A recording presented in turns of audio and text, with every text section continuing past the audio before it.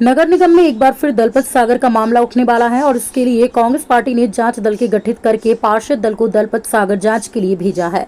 दरअसल ये मामला आचार संहिता के समय का है, जब दलपत सागर के पीछे जाने वाली मुरम सड़क बनकर तैयार हो गई।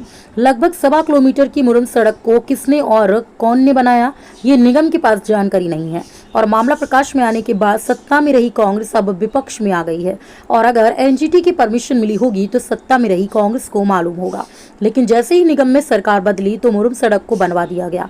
ऐसे में सवाल काफी उठ रहे हैं और इस मामले में कांग्रेस पार्टी के जिलाध्यक्ष ने 6 सदस्यों की जांच टीम बनाकर वस्तु स्थिति जानने के लिए आज दलपत सागर भेजा और दलपत सागर के पूरे अंतिम छोर तक बनी मुरम की सड़क की जांच शुरू कर दी। वहीं जांच करने पहुंची विपक्षी पार्षद दल ने मौका मुआयना करके अपनी रिपोर्ट कांग्रेस कमेटी को दी।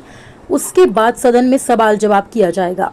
वहीं नगर निगम के नेता प्रतिपक्ष उपनेता ने सरकार पर गंभीर आरोप लगाते हुए कहा है कि वैसे ही दलपत सागर की सफाई के नाम से करोड़ों रुपए का बंदरबाट किया जा चुका है और अब दलपत सागर के आसपास किसी भी तरह का निर्माण नहीं किया जा सकता और अगर कोई कर रहा है तो उसे एनजीटी से परमिशन लेना अनिवार्य है। क्या बीजेपी शासन आते ही भाजपा वालों को अतिक्रमण करने का परमिशन मिल गया है? आखिर किसने आचार संहिता के बीच 1.25 किलोमीटर का मुरम सड़क बनवा दिया?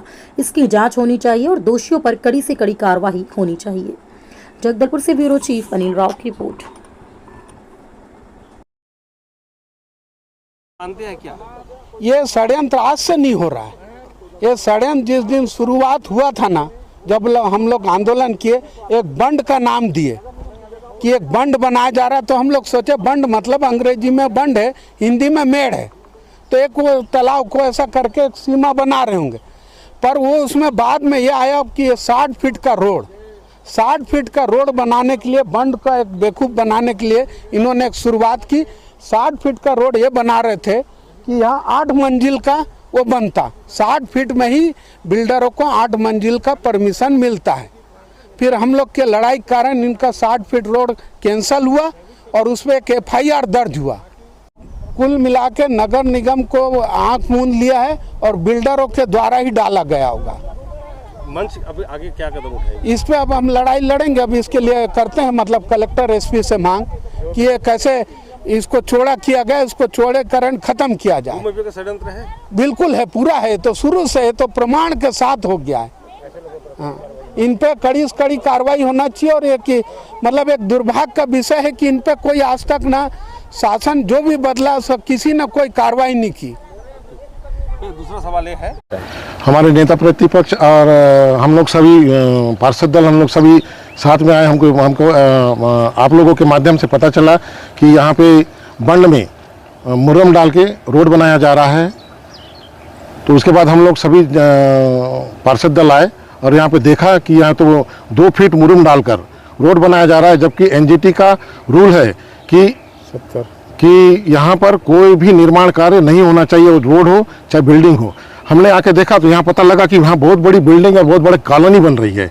तो जांच में हम लोग पाए कि ये बहुत बड़ा कॉलोनी कैसे बन रहा है, जबकि एनजीटी का ये रोड से लेकर यहाँ जो बंड से लेकर 70 मीटर तक कोई निर्माण नहीं होना चाहिए, फिर भी निर्माण अवैध तरीके से निर्माण हो रहा है।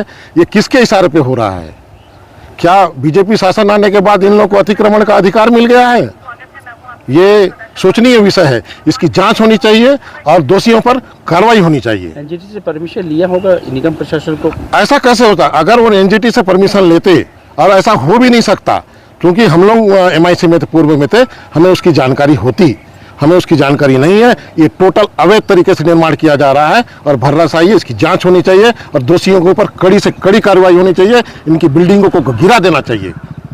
हम लोग को कांग्रेस कमेटी ने एक टीम बना के इस बंड में जो अवैध तरीके से रोड बनाया जा रहा था, उसको हम लोग की टीम जो है वो जांच के लिए आई है और जांच में बहुत ही गलत तरीके से रोड बना हुआ है, जो गलत काम किया गया है। और पता नहीं ये रोड को निगम बना रही है कि PW बना रही है, ये अभी तक का हमको समझ में नहीं आया है।